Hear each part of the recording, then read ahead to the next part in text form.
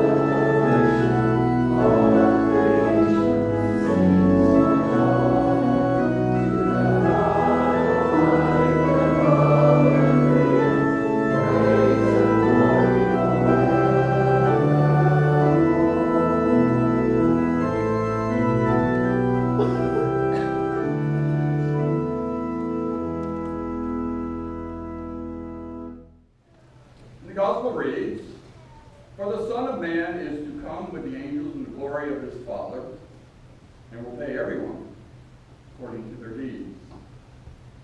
And then Jesus told his disciples, if any want to become my followers, let them deny themselves, take up their cross, and follow me. For those who want to save their life will lose it, and those who lose their life for my sake will find it.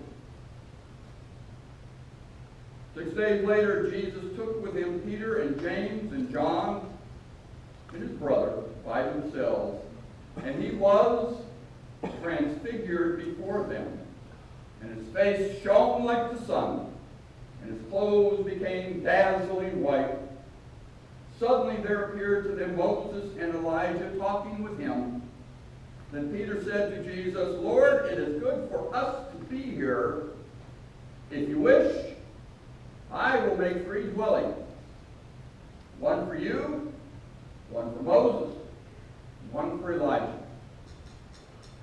While he was still speaking, suddenly a bright cloud overshadowed them, and from the cloud a voice said, This is my Son, the Beloved, with whom I am well pleased. Listen to him. When the disciples heard this, they fell to the ground and were overcome by fear. But Jesus came and touched them, saying, Get up and do not be afraid. And when they looked up, they saw no one except Jesus himself alone. This is the gospel of the Lord. You may be seated.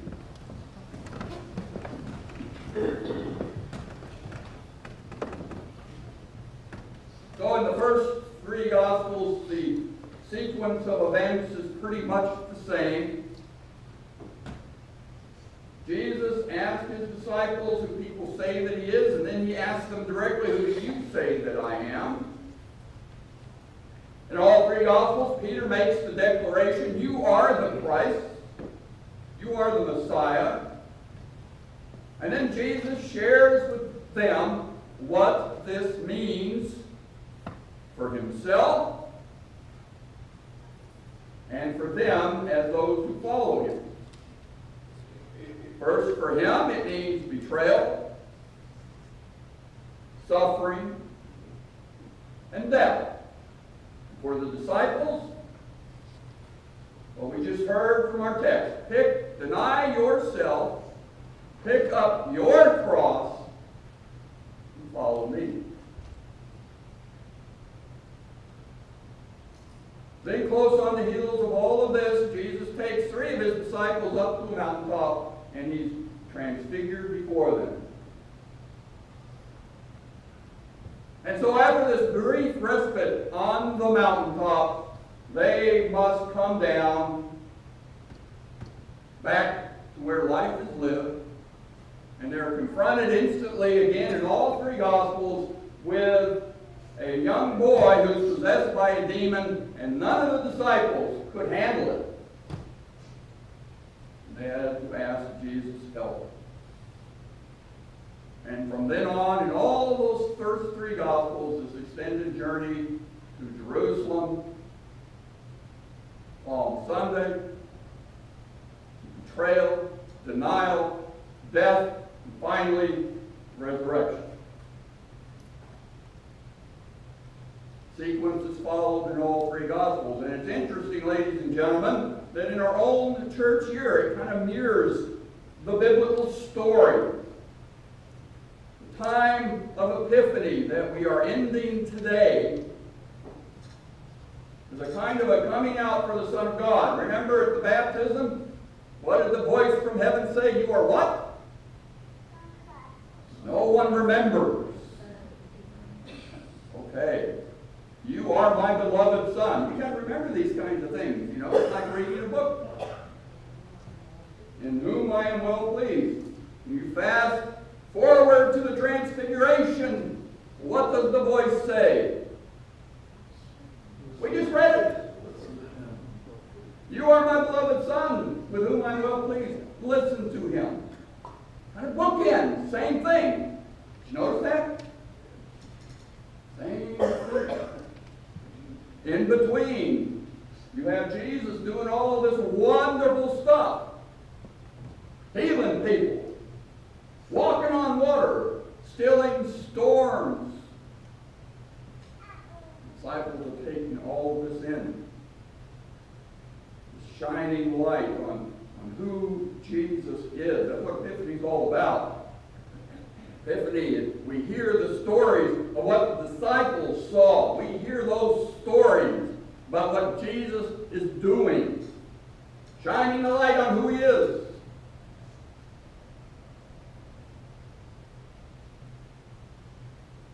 We hear those stories. And so the question for us, as we come to the Transfiguration, and we get to Ash Wednesday, and we begin the journey to the cross, the question is, who do you say that I am? Not only in light of all the wonderful things Jesus has done, but also in light of the cross. The road's going to be rough. By the time we get to the end of it, well, many will fall away. One will betray him, one will deny him, and Jesus will die alone. And so, the Transfiguration, ladies and gentlemen, stands amidst all of this. Kind of a way station. Time to go up to the mountaintop.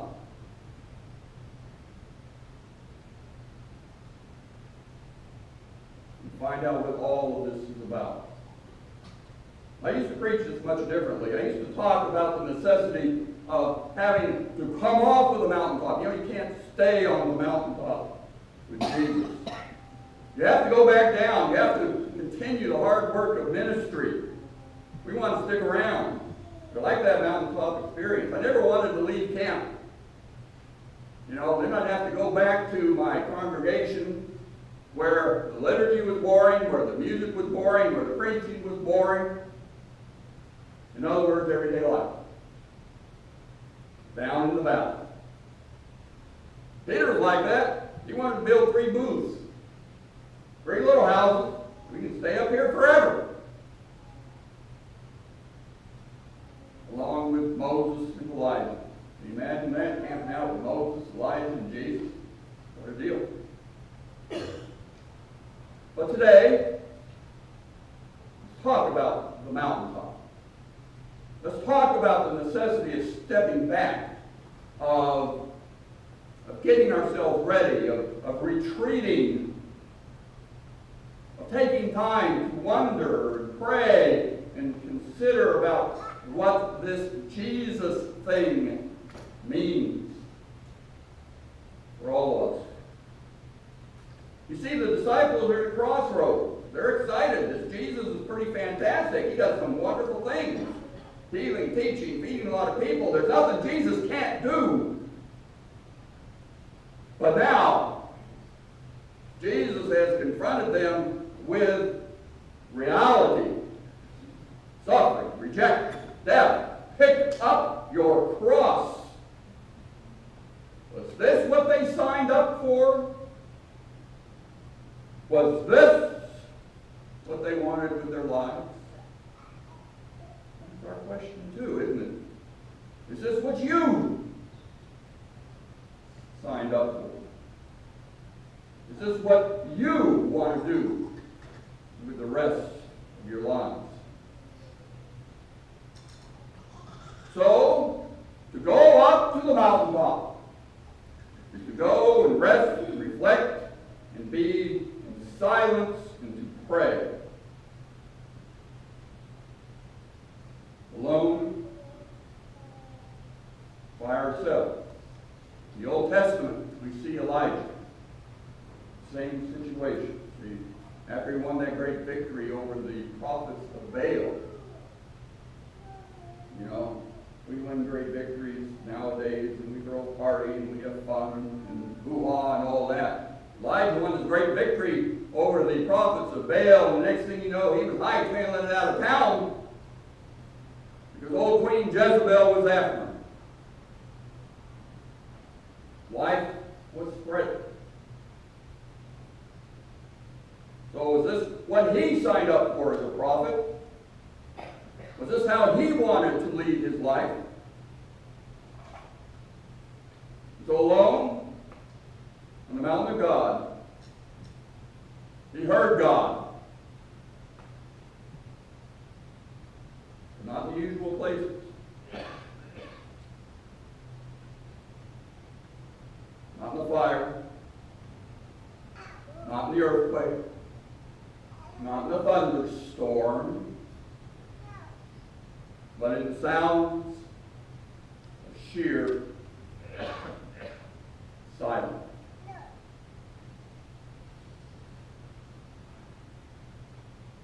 In the quiet of the mountaintop, he could hear God, and then he could come down from the mountaintop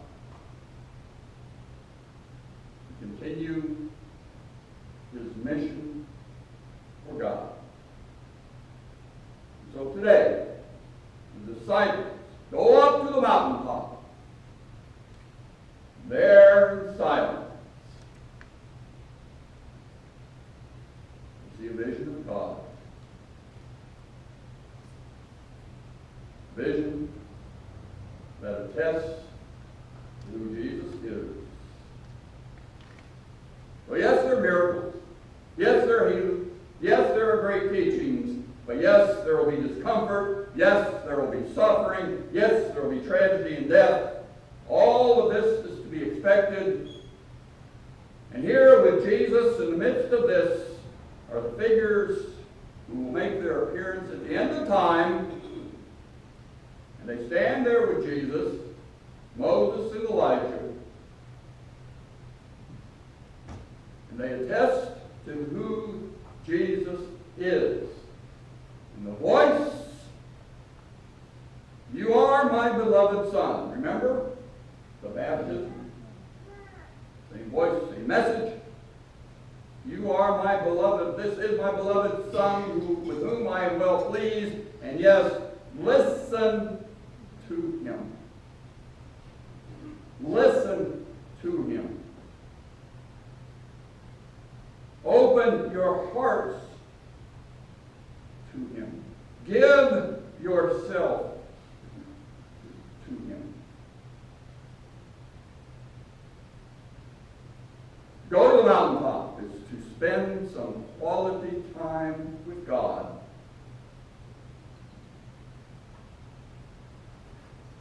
Last couple of Sundays, we've been telling you, don't hurry through communion. Get the bread, wine, off course. Bread, wine, off course. Right? Slow down. Slow down. Experience the presence of God as he comes to us through the bread and the wine. Slow down. We're in no hurry. I don't know about you, but my next appointment's not till Monday. As we gather on this particular mountaintop here, right? Slow down. Take in all that God is speaking to you, all that God is showing to you. Listen. Sounds sheer silence. Only in the quiet of the mountaintop, in the quiet of the mountaintop can we hear God. In the quiet of the mountaintop, we can recharge our spiritual batteries. In the quiet of the mountaintop, we can catch a vision of who Jesus is. So that we can come down from the mountaintop, as we surely must, and continue to serve in the valley. For the disciples that came down from the mountain, that wonderful experience. They came down from the mountain and was confronted immediately by an evil spirit that they could not handle. One so difficult they had to ask for Jesus' help. I can imagine more than one saying, let's scurry back up to the mountaintop. It was a lot more fun there. There you are. In the midst of ministry, right? You have to go down from the mountaintop where the ministry is. Wednesday, our journey of Lent will begin with ashes. Those ashes will be a part of what we're about for the next few weeks. During this journey, we will have a chance to gather here weekly to listen to the sounds of sheer silence, to pray and wonder, hear who Jesus is. Monday, Thursday, Good Friday, we will have prayers around the cross, where again,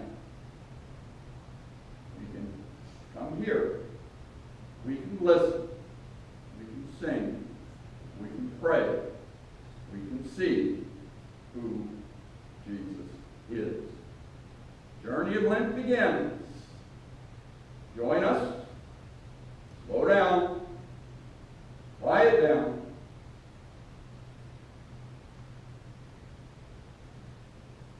Listen.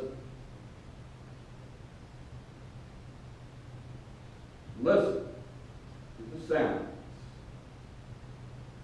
of sheer silence. And that silence